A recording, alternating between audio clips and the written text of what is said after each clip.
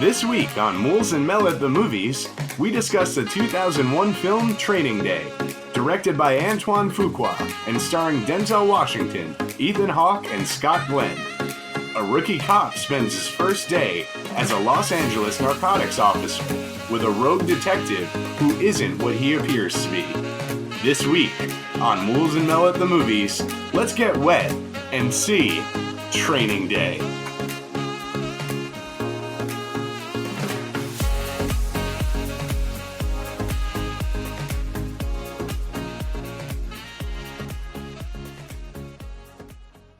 Welcome back to another episode of Moulz and Mel at the Movies. You can get wet by yourself. I ain't doing that. Well, Mel, we are here to discuss the 2001 film Training Day, and we want to welcome everyone who's finding us through Letterboxd, through these reviews. Sure. Welcome. They may just be here for a short time, not a long time. Or we're just happy they're here. A good time, a long time. Well, either way, this whatever is the phrase is. Moulz and Mel at the Movies with Moulz and Mel. I am Moulz, and this is I'm Mel. This is the most critically acclaimed film we've done so far. Yes, right? And I would say thus far, based on what we have in front of us, for good reason. Yeah. So this is Training Day, and before we get into it, I just want to know, what is your background with the film? I'm trying to remember the first time I saw it. I want to say it was maybe it was on TV. Oh man, like premium TV or edited? It might have been edited. Ooh. I don't actually remember. What does that look like? King Kong ain't got spit on me. That's what it looks like, probably. Oh, you motherfunker. You know how you motherfunko. Yeah, something like that. And I remember being like, oh, this is that Training Day movie I've heard so much about. Because it came out in 2001 when I was 8. I probably saw it, can't recall, somewhere between probably like 15 and like 21 for the first time. I can't remember when I saw it, but I saw it and I'm like, oh, this is that movie. And I watched it and I was like, wow, okay, this is why people talk about this so much. This is pretty darn good,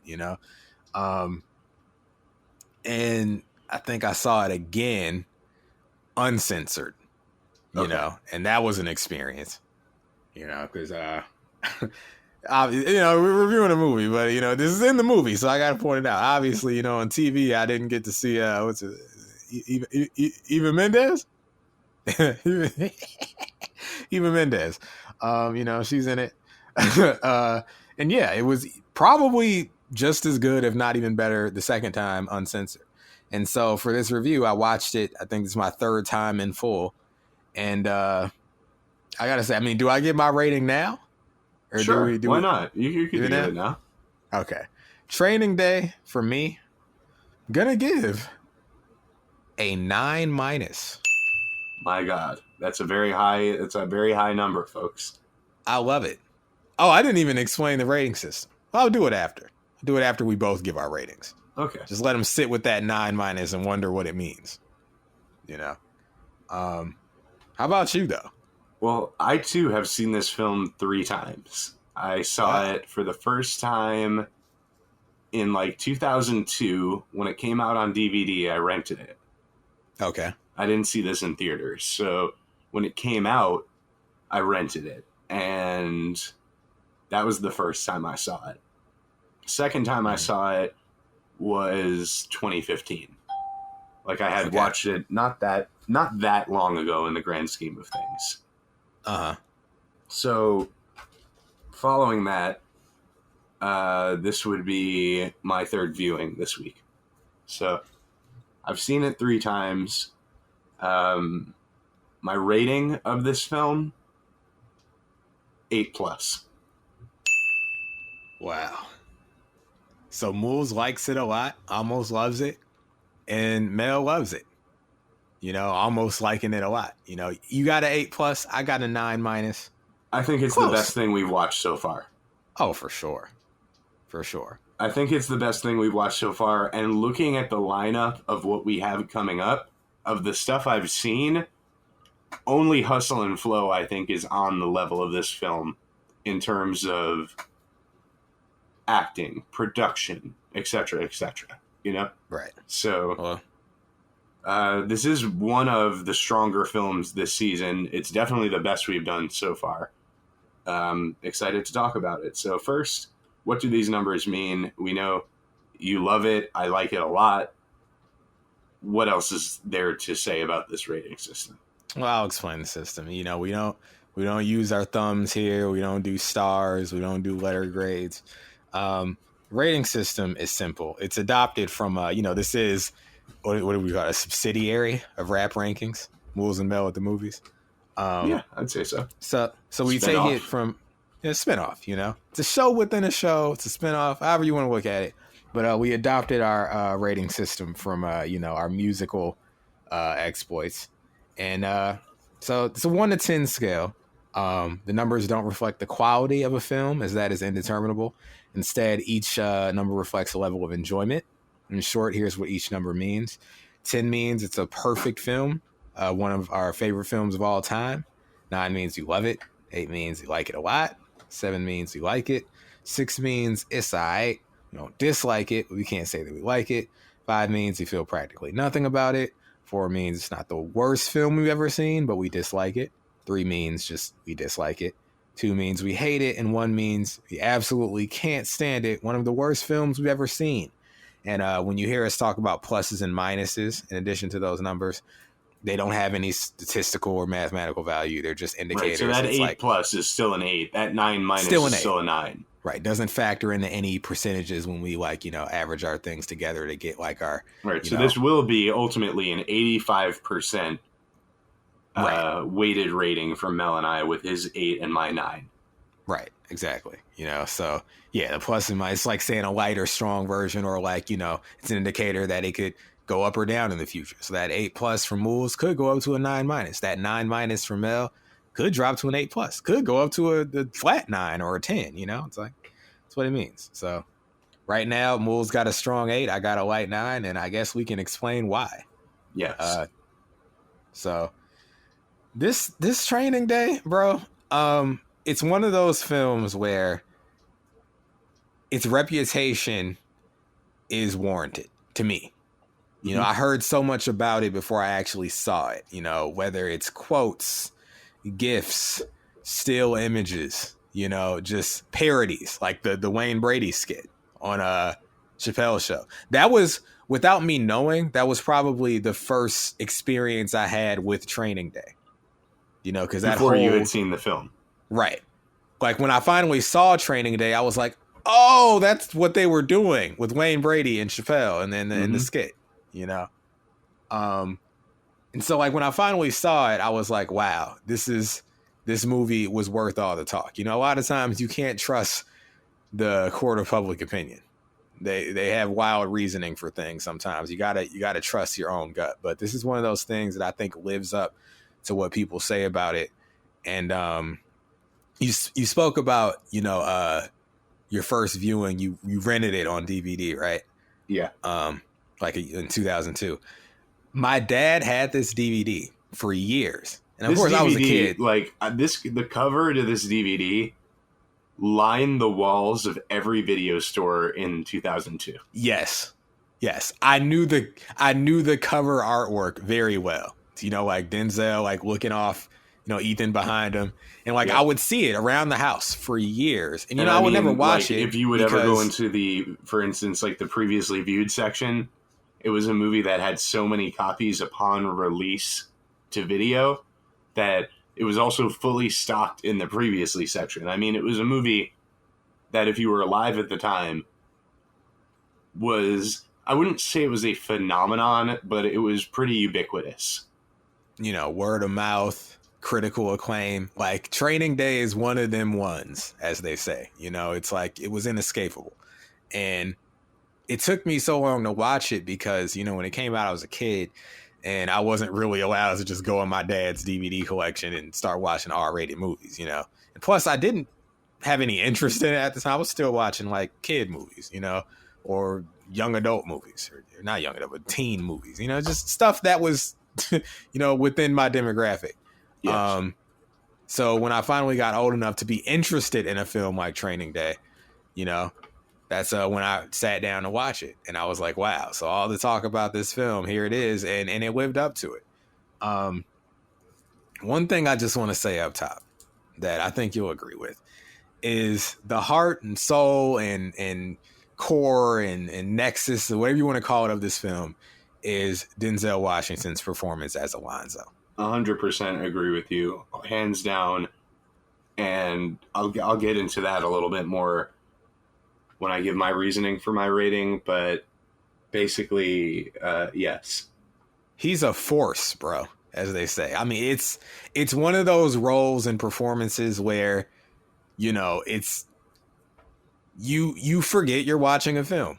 You think this guy Alonzo really exists out there somewhere in LA, riding around in his, what was like a Monte Carlo, like just doing all sorts of illicit activities. Like, this is Denzel. Of course, he's a heavily lauded actor. We know Denzel's great, but like it's scary. It's eerie. Like, you forget he's Denzel. I mean, he's been in a lot of films, but he becomes the character in a way where, honestly, when I think of Denzel Washington, the first role that comes to mind is this for me. Like, I mean, he's been in a ton of stuff. Malcolm X. He was in, was it like the Equalizer films? Seen Man on Fire. I've seen tons of stuff. He Got Game. He's been in a million things. But this is the role that kind of defines him for me. Like, it's arresting, bro. I mean, I would like to know what his preparation for this role was like. How do you get into this mindset of this guy that's just, is it safe to say he's maybe a sociopath? Oh, for sure. He's totally sociopathic.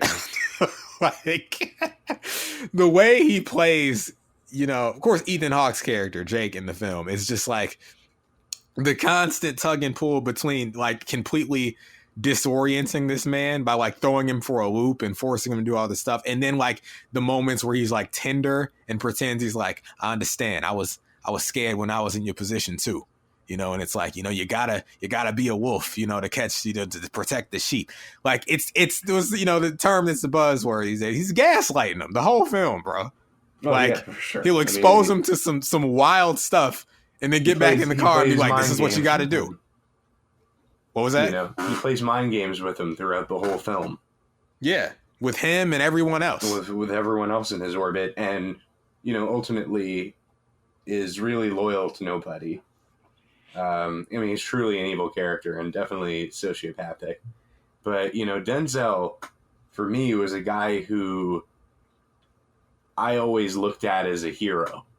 So you have to understand, for me going into this film, the first time I ever saw Denzel in a movie theater, because I'm sure I had seen plenty of stuff beforehand, but my parents took me to see The Bone Collector in 1999. Okay. And so what was the young Moulz at 12 years old? 99, yeah, 12 years old. So I went to see The Bone Collector with my parents. Okay. And then the following year, when I visited my grandmother in Florida, we went to see The Hurricane, where he played Reuben Carter, who was the boxer that was falsely imprisoned. Falsely imprisoned. Is that the terminology? It's been a minute since. Well, yeah, that would be the terminology. It's been a minute since I've seen Hurricane. So a very inspirational film. So I was always used to seeing Denzel playing these heroes basically, or authority figures, or when he's playing a cop, he's playing a good cop. He's not playing a crooked cop. So this to me was like how people must have felt back in the 40s when Humphrey Bogart did Treasure of the Sierra Madre, and he played a much darker character, or when he played a home invader in The Desperate Hours, where you know, since he became a leading man, we just always saw him in these suave Casablanca type roles. We weren't used to seeing him. I say we, like I was alive when these movies were coming out, but like, you know what I'm saying? Right. Like it's the audiences were not used to seeing him play these darker characters. It's atypical. Yes. I mean, even Robin Williams, I think, is someone who, you know, after doing a lot of like kids movies and family films, he went and did darker stuff like Insomnia, Death to Smoochie, 1 Hour Photo. And we started to see this darker side of this man through these performances. And I always like when actors take the dark. It doesn't always pay. Like, not everyone can pull it off. But well, Denzel, it's much like the wrestling world, you know, like to use wrestling terminology. We're used to seeing Denzel as a baby face or, you know, a hero, a positive role model. And in this film, he's playing a heel, you know, a bad guy. And you're right. Not most actors, but some people can't pull it off. Some can, you know. But think about like leading up to that. You know, he's in a lot of thrillers where he's playing the good guy. Like before Bone Collector, there was Fallen, right? That's a good one. Fallen. I don't know if I've ever seen that one. Where he plays a detective in that one. Devil in a Blue Dress, which I talked about last week on the show. Malcolm X, as you mentioned. You know, a lot of stuff. Glory. Right. I mean, there's no shortage of great performances from this guy from going all the way to the beginning of his career. He's, in my mind, top 2 or 3 actors of my lifetime, like my generation. So I hold him in very high esteem. This is one of his best performances. Yeah. You know, and I think it says something that, you know, you talk about range. The way he plays this character, I mean, if he wasn't a hero in the past, he was at least a complicated man. Like, I think of like He Got Game. He's not necessarily a villain, you know, but he's a complicated character. And in this, it's like I wouldn't say very quickly, but probably by the middle of the movie, like halfway through, you realize, all right, this guy's not to be trusted. And that's set up from the beginning, like the moment they're in the coffee shop together. He's not to be trusted, and yet I think the movie lives and dies on him. Exactly. Literally. Like, I mean, he's the most magnetic screen. I mean, just if you want to see like a performance, when you talk about screen presence, I'm talking about a guy who every scene that he's not in suffers because he's not in it. Right. Oh, right. I mean, like, and I enjoy the scene, but like when he's not on screen, like sort of towards the end where it's just like Jake Hoyt or Ethan Hawke's character kind of trying to find his way back to Alonzo. Yes. It feels almost like a different movie. It doesn't have the same, you know, pomp and charisma, you know, that right. is because the thing is, when Denzel is on screen, the dialogue is always crackling. Like, it's electrifying. Yeah, he's just like, I mean, he's really like, you're hanging on every word. You know, he's so good at this. And I think that works towards my enjoyment and the rewatchability of this film. And I also think in some ways it hurts the film a little bit because there's not one other performance in this film that even comes close to standing up to Denzel's. There's no one in this film that comes close to standing up to Denzel. Now, does that mean it's a film that's full of bad performances? No, I would say for the most part, they're good performances across the board. I especially like the end of the film, the leader of like the Mexican gang. When they're sitting, was it Smiley? Smiley, yeah. When they're all sitting at the table. Yeah. When Jake Hoyt is sitting at the table, I found him to be very compelling. And for sure. They drag him in, where they drag him in the bathtub, and he calls his niece on the phone. Yeah.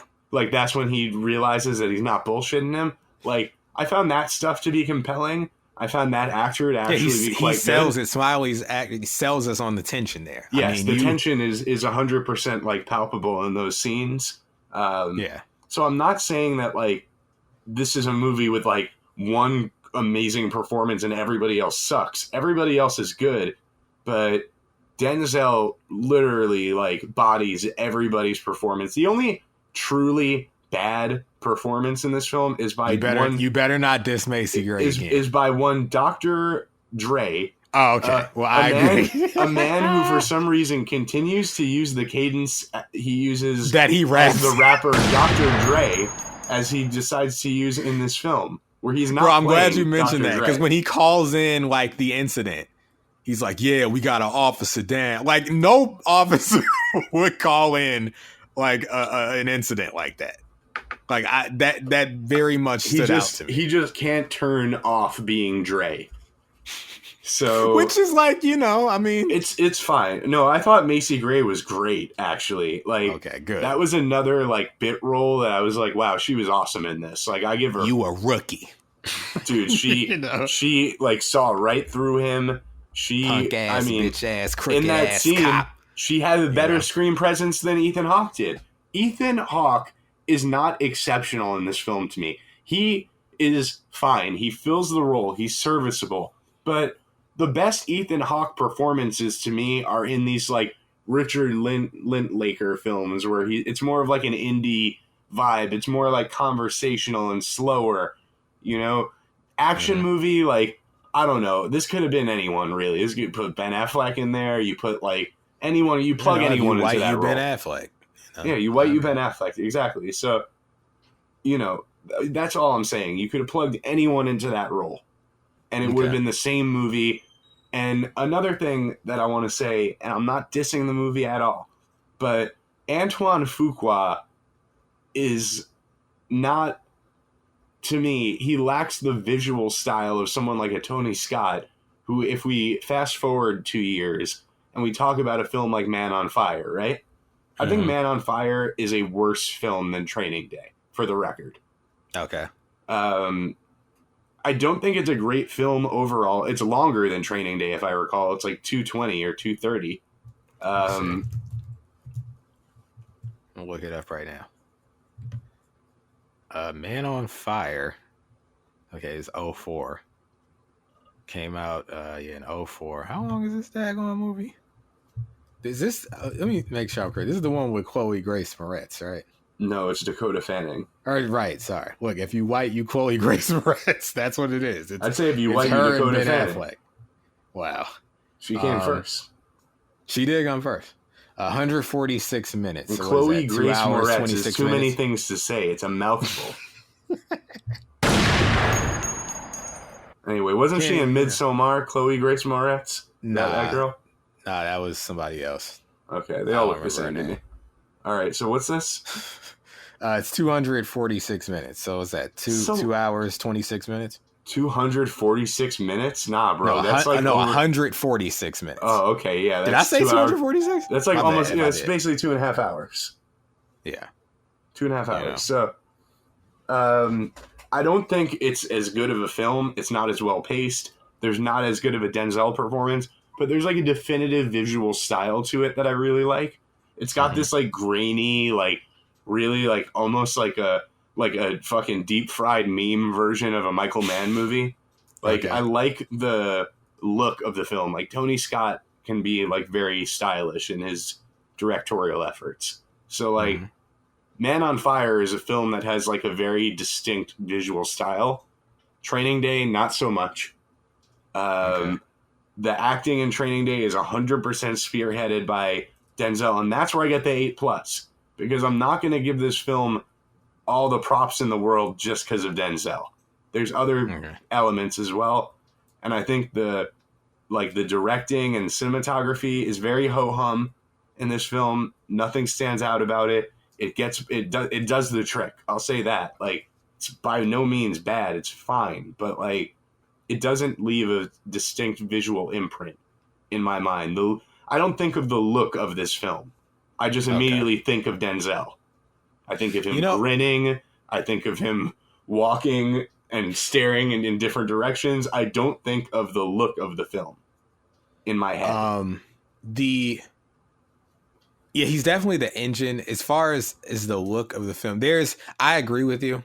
Aside from really the end, because when I think about this movie, I don't really think about the look of it during the daytime. I'm just thinking about Denzel, but I think about the night scene specifically, especially when he's trying to skip town.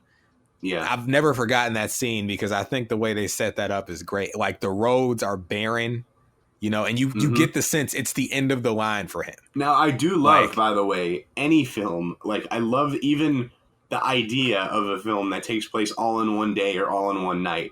That's why I felt like which is Judgment something I Night- noticed this time. Like I knew it before, but like I really thought about it this time because like the opening scene, the sun rises, and I never thought about that. And he and it hits the starts alarm with clock. him literally, Ethan Hawke just waking up out of bed in the morning, and it ends in the middle of with the him night. coming And then presumably like, you know, around that time in the morning again. Yes, pretty much coming back now, and like right before the sun's about to rise and start again. Right. And, you know, that just not only is that like full circle, but I just love the idea. And I do feel like you're spending a day with these guys as opposed to Judgment Night, where like I didn't get the feel like, all right, it's like we're doing an all-nighter with the boys, you know, like we're riding shotgun with these people. Like this film does a good job of making you feel like you were in that car with them riding around doing these little stops and whatnot. And it's very Bad Lieutenant, you know, it's very like you got the crooked cop, but then you have the foil, which is what makes this one interesting. You have this partner who is a little more morally ambiguous, I guess you could say, in Jake Hoyt. I wouldn't even say he's morally ambiguous. I think he's, you know, morally upstanding for the most part. You know, initially, you know, I mean, when he gets in the car, he's like, I'll do anything you want. Well, no, he's trying to make detective. Because he's trying to be... Here's the thing. He would get out of the car and not smoke the sherm if he was really totally upstanding and not without any moral... like, I'd say he's gray morally, which is fine because I don't think I mean, that depends like, on how you look at drug usage. Like, was that really a moral dilemma? Well, as a cop? Oh, okay. Good point. And then it's held over his, I get the sense, though, that he was held just over his head for the rest of the movie?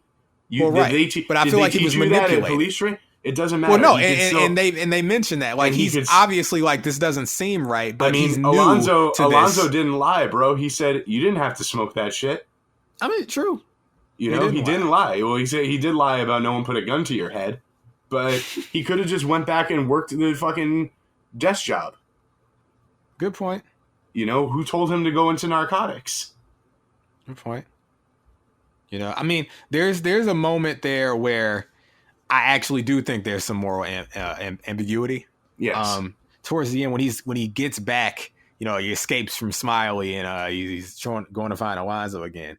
I actually did think, I'm glad you said that, because when he goes back to Alonzo's house, like he gets the attention of Alonzo's kid, like he throws the rock at the window and like he's pulling up with like his gun drawn and the kid's seeing this and I'm like, well, not only that, at one point he uses the kid as a human shield so he can change his cover. You know? But and then he goes to the kid, you okay? Oh, come here, stay over here, blah, blah, blah, blah. It's and like, I'm thinking, right, like, you're traumatizing this kid. Your way. Yeah, like, you know, like, what are you going to do? Kill this boy's dad in front of him? Like, I feel you on your quest for justice, but this is inconsistent with what I feel like your character is supposed to represent. He's not a hero. Let me put it that way. He's not a hero. A hero would have, and it's not about drug use, because these aren't two people doing recreational drugs. This is two police officers who shouldn't be fucking smoking sherm in the car. Well, I think he is a hero, but he's... By the end, he is. But by the end. But it's throughout the film, he's operating in a moral gray area, I would say. There's a lot of stuff he lets slide. And you could say because he's being gaslit by Alonzo, fine. But I'm just saying there is some moral ambiguity here at play. Okay. He's not a white meat baby face, as they would say. Alonzo treats him like that, though. Talking about rookie. He decides. He almost decides. He makes a decision at a point to be that. Right. But there's a bit of a conflict in the film with like is this what the job entails? Is a question that he's constantly asking himself. Is this what the job entails? Is this another day at the office and I need to just like stop freaking out over this? Or is this guy really like, is he dirty? You know? And that becomes a question at different points. Like, of course, he crosses the line into some territory where it's obvious that he is. But there's other situations where, like, okay, is this just what we do as cops? Right. You know, I mean, maybe you could say they could have done a better job actually of making that moral question like. But then again, like, is this a film that's actually like? Would you say that this film is like police propaganda? oh, what do they call it? Propaganda.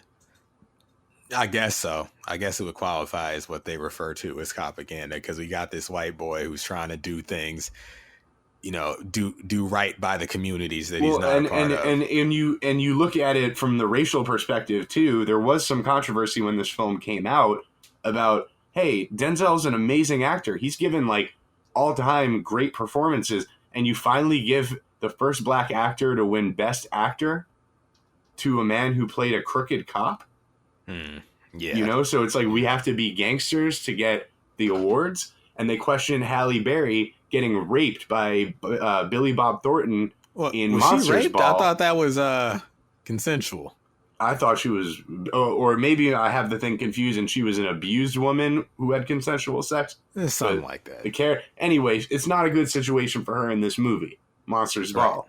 And they said, like, basically, like, oh, so she had to, like, basically get fucked by fucking Billy Bob in this movie and, like, treated like dirt and garbage to win the Oscar. Right. Like, so there was some controversy, even though it was a historical moment, first black actor and actress to win Best Actor and Actress, the main award, right, at the Oscars. Uh-huh. That was a big deal.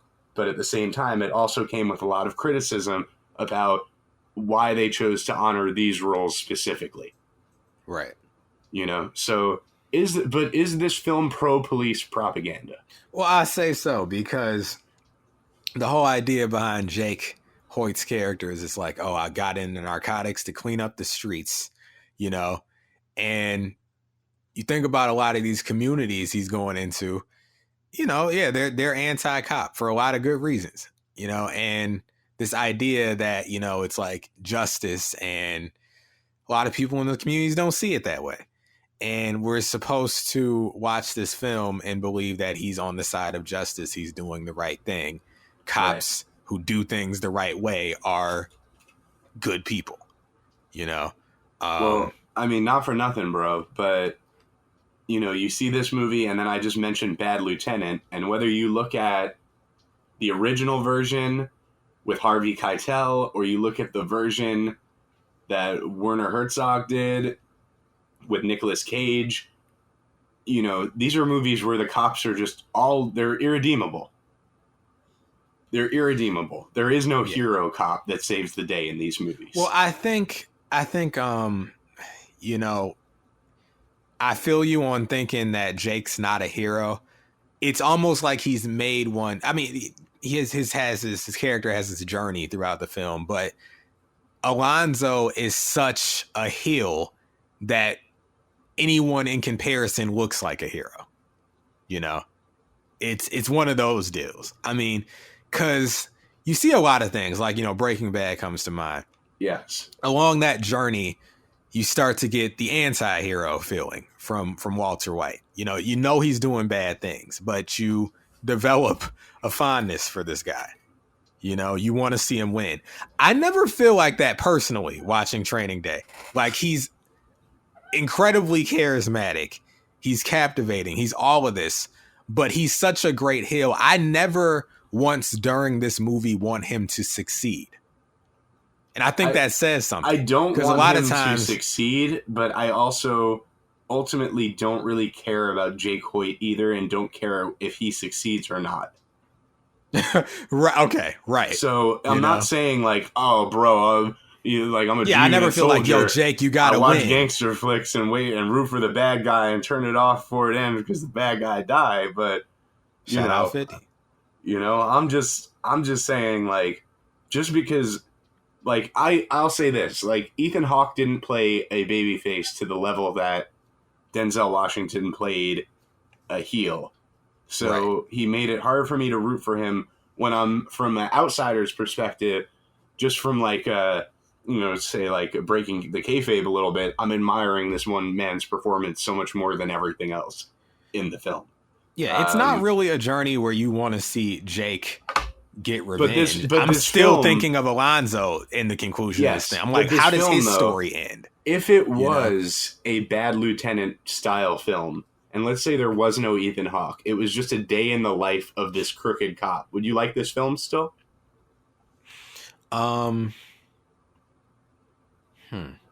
That's a great question. It can Because end. It can end. it's like, with him, does he need a foil for this movie to work? Yeah, exactly. Does he need a foil, or can all of these people that he wheels and deals with eventually come back to get him?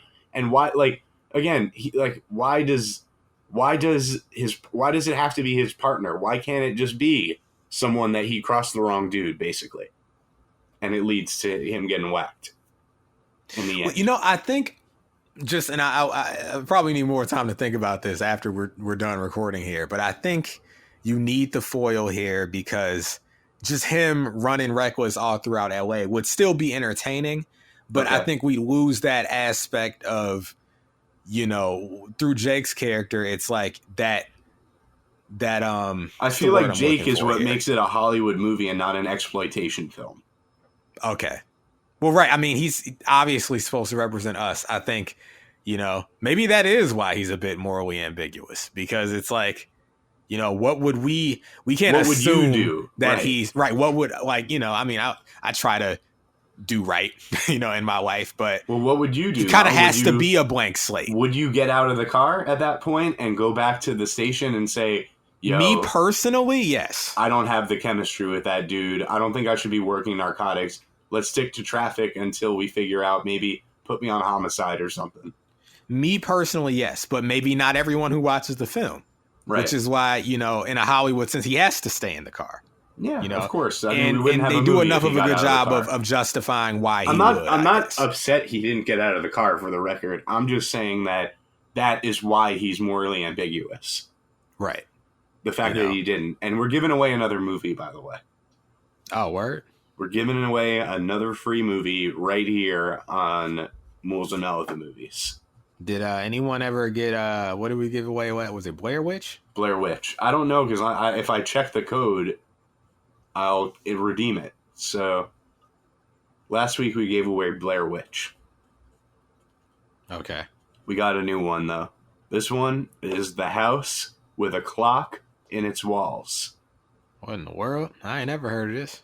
It's a film.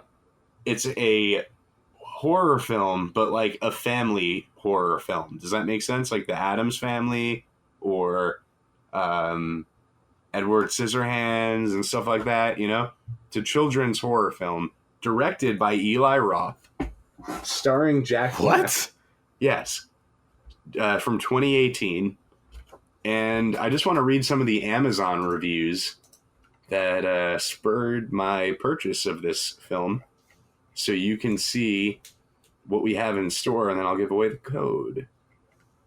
Here it is. Okay.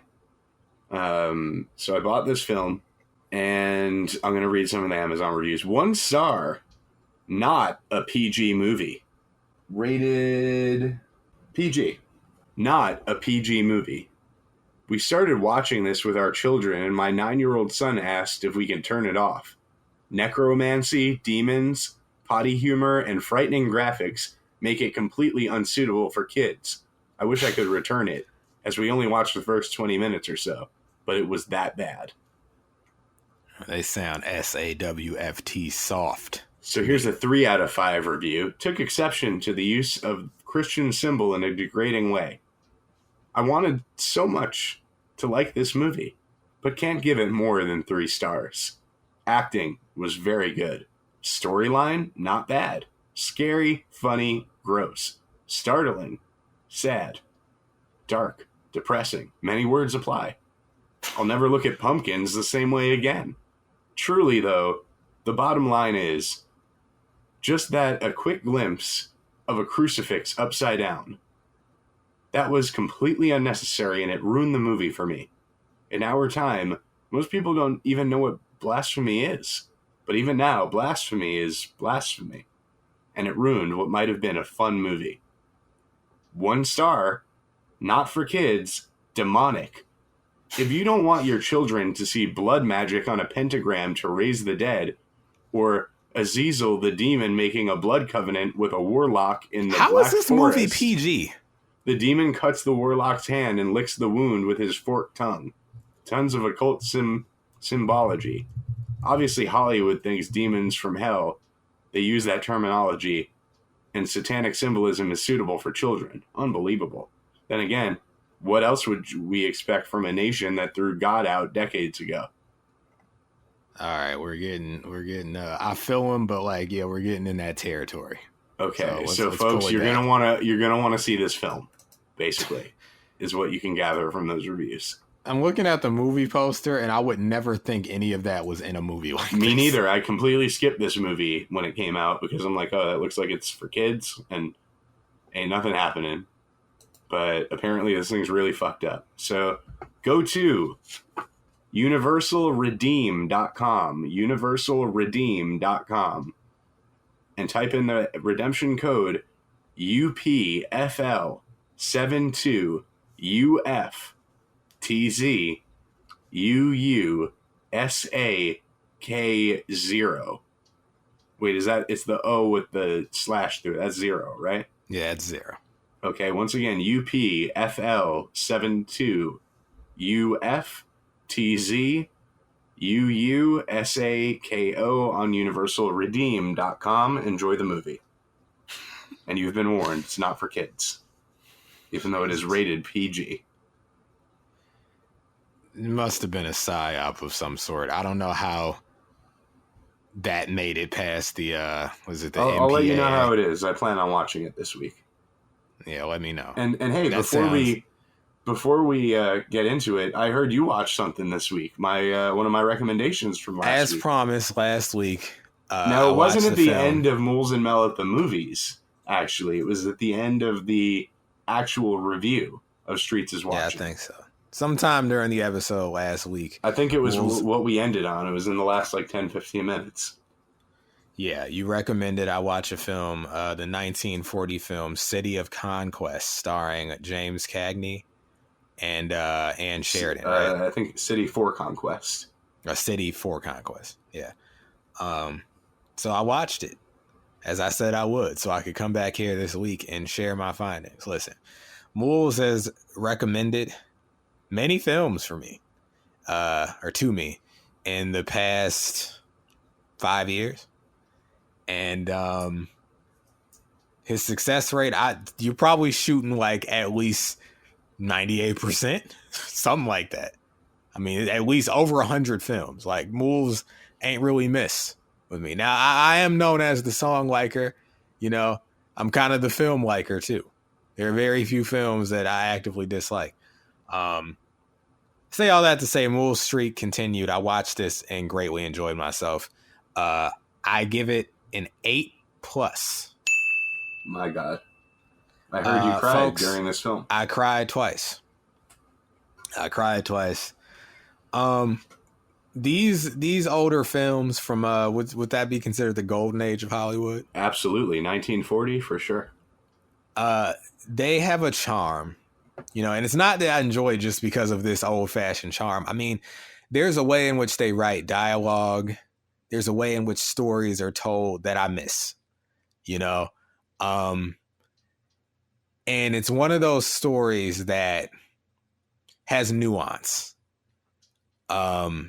It's not so Hollywood that it's not predictable. You think you know where something's going, and you don't know nothing. You think you know, but you have no idea, as someone once said. I don't remember who, but this film. Great performances. I don't want to spoil it, okay? But there's a lot going on here. And in lesser hands, it wouldn't have worked. Having to juggle so many different tones, genres, yeah. I mean, this movie is Neapolitan ice cream, okay? And each flavor tastes great. It's really a triumph in that regard. I mean, at any time, one of these aspects could have fallen flat, and they didn't, to me, so you got to check this out. It's now a Moulz and Mel recommendation. I mean, where can they watch this thing? You can rent it on Amazon for $3. Yeah, if you're into that streaming, you streaming Or is the you places. can, I mean, you can get it illicitly if you know illicit places, or you can buy it. You can go on eBay and buy it on DVD. It's purchase worthy. Okay, Mel owns the file, and I don't intend to delete it. So that should tell you something. Some movies I watch them and I can get rid of them. This is one Like that I want to Judgment keep Night. in the archives. Say what? Like Judgment Night. Yeah, they're like Judgment Night. I got rid of that. But I'm keeping this. Keeping this. Well, It's in my files. It's on the hard drive. We got to get you to see 2 more films because you've been sleeping on 2 more films, and I can't believe how long you've been sleeping on one of them, but the other one's more recent. Well, it's hard for me to get a lot of. I usually watch. You know who my favorite actress is, and I gotta watch all her films. Zendaya. It's hard to. No, I was talking Bella Danger, but Zendaya is cool. Zendaya is cool. I like Zendaya, but no, I've only ever seen her in Spider-Man. So, but this other woman, I've seen probably all of her films. So, well, you know that Tubi, right? That free yeah, Tubi. I know about that Tubi. So, you got to watch that Find Me Guilty while it's still on Tubi.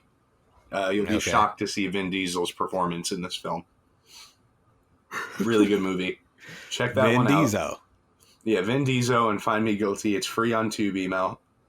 All and right. what's up with Fear.com? I think also on Tubi. Why have you still not watched I still gotta watch Fear.com. That's right. That's one that I was gonna watch, and then something must have happened in life. I can't recommend that to people because there's too much hate out there for that film. Listen, you see, Mel ain't them people, I've always wanted to watch Fear. It's one of those things where you talk about video stores and seeing like covers. I watched a new film actually yesterday. Since wow, the film watcher over here. I watched a film yesterday, and I've heard a lot of good things about it, and I just wasn't that into it. You gonna say what it was? Yeah, it's this film, All That Jazz from 1979. Okay. It was I've heard it's a musical. There's very little like musical going on in it. Really? I don't know. This film fucking bummed me out, guys. All That Jazz. Talk to me. Because I'm selling it. Well, yeah, look towards Moulz' eBay account in the near future for All That Jazz. And all that jazz and All That Jazz, I guess. You selling jazz? No, but All That Jazz, like, the saying All That Jazz, like, All That Jazz. No, all right, and All That Jazz. Yeah. Thought maybe you were selling some jazz albums or perhaps a jazz figure. No, but I got a lot of stuff to put up soon. All right, well, hey. Well, let's get back to the point of the matter here, training day. Oh, yeah, the training day. What else can I say about this training day? Speaking of dialogue and things, this is my third time seeing this. I enjoyed it the first time. I enjoyed it the second time. And then this time, knowing I was going to be coming in and review it, certain things I noticed. I mean, some of the lines from Denzel in this are just like laugh out loud funny. Or is, like his charisma off the charts. His catchphrase in this, which I guess I never really picked up on the first 2 times. They're like, boom. He says boom a lot. It's like very, very unhinged. And I enjoy that about the character. He's a loose cannon in every sense. And very calculated too, though. I mean, that's that sort of sociopathic aspect. It's like when they have this sort of Mexican standoff, when he kills his friend. Yeah. And what is it? I almost called him Kyle. Jake, he's like, you've been planning this all day. He's like, I've been planning this all week. I'm like, whoo, yeah, I mean, he's a nut. He's a nut. But like, one aspect of the movie that, I was able to focus in on this time around is, I guess, why he's doing all this all day, and it's the fact he owes the Russians a lot of money, Yeah. And And one thing that I remember thinking about, I think the second time I saw the film, and then again now, is to owe the Russians $1 million.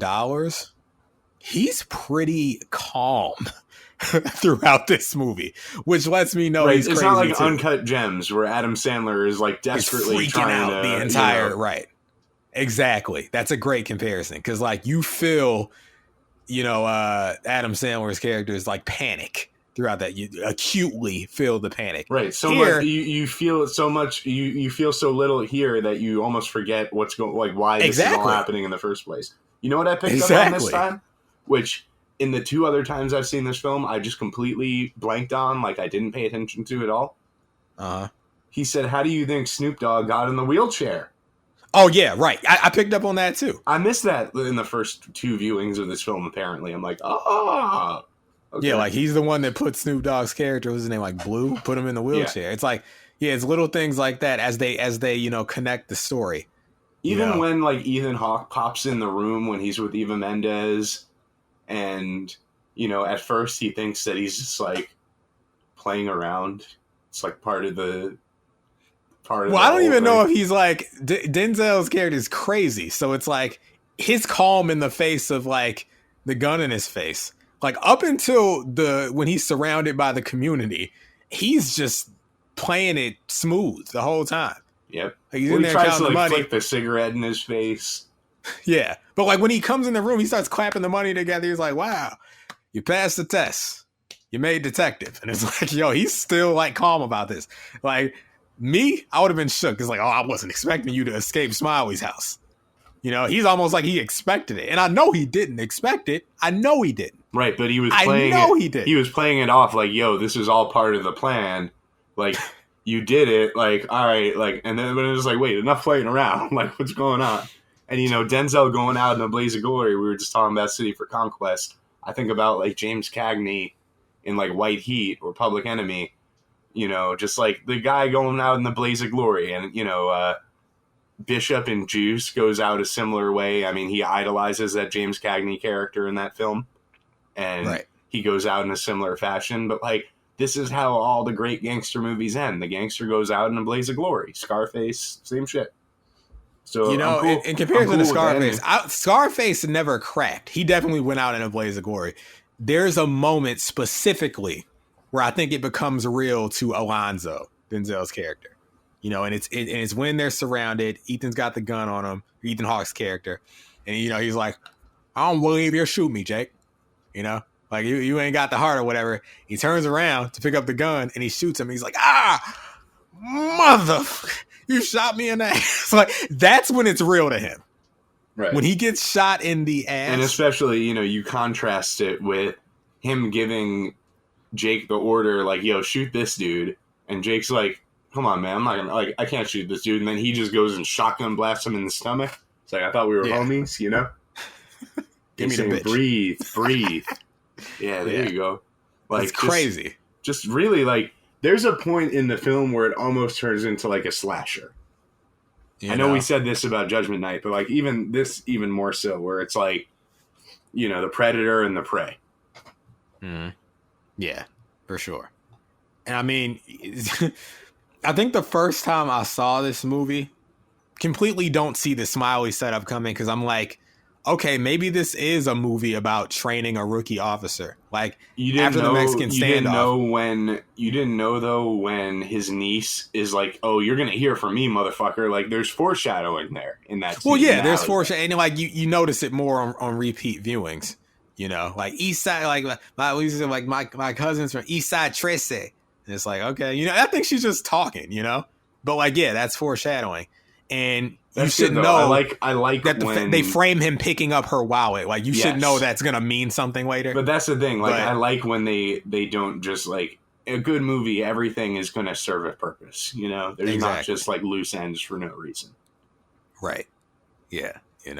I think though, it's like you really get the depths of Alonzo's depravity when, I mean, he has like a really tender, you think like maybe he's just a little crooked. Maybe these are just like his means to an end. Maybe he's telling the truth when he's in the car with them after he kills his friend, shoots him with the bitch. Yep. And he's like, You know, like, listen, you got to get your hands dirty. Like, you know, this is what you say to like the DA, like, it'll be all right. Like, this is how we work out here. Like, you know, it's okay. I understand you're afraid. Like, he gets really tender with Jake. Like, it seems to be, I mean, yeah, but it's all part of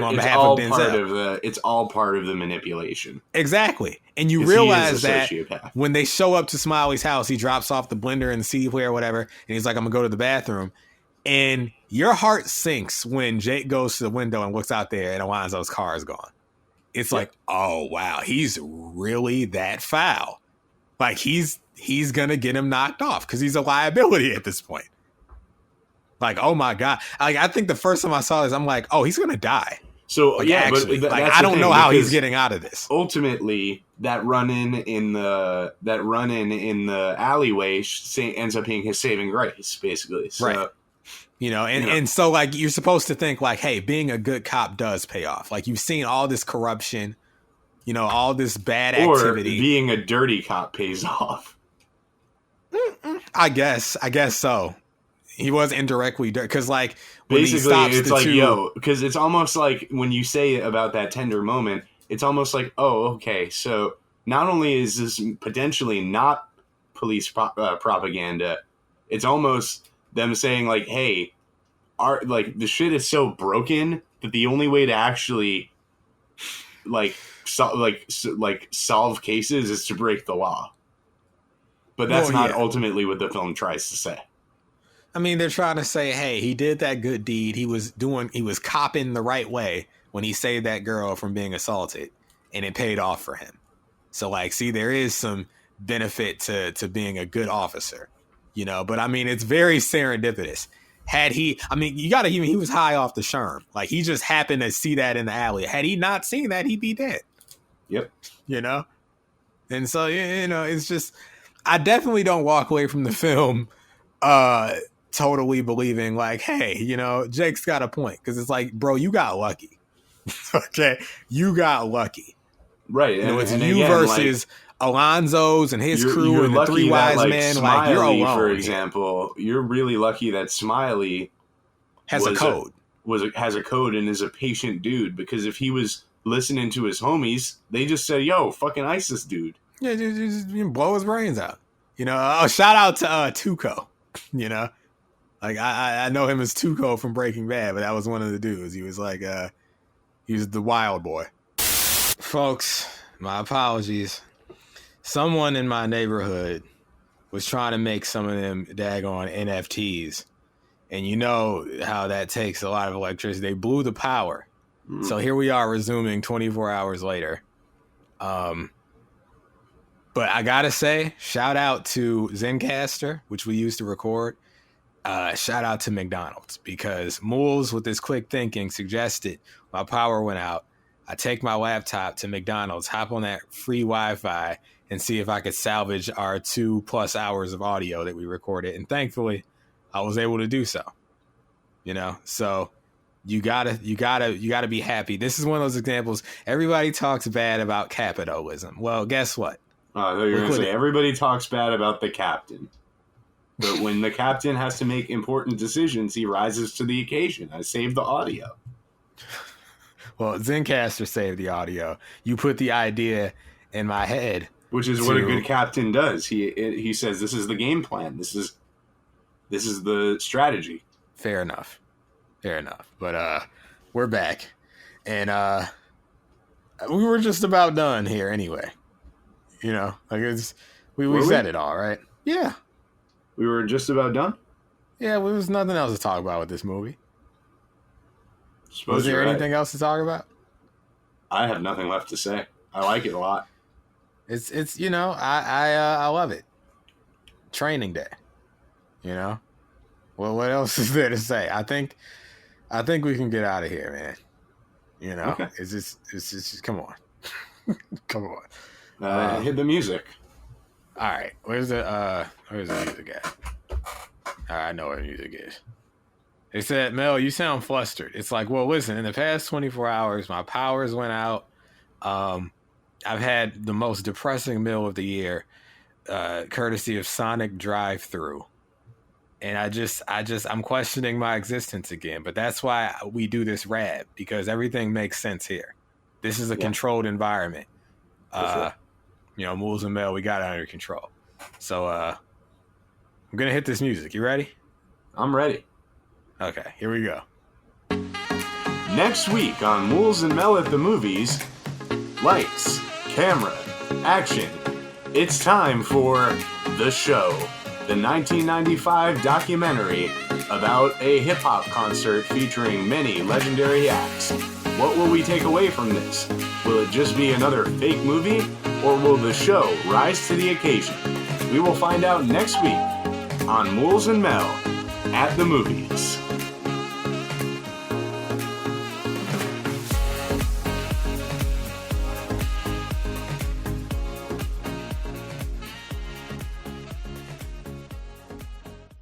Hey, it's Mel from Rap Rankings.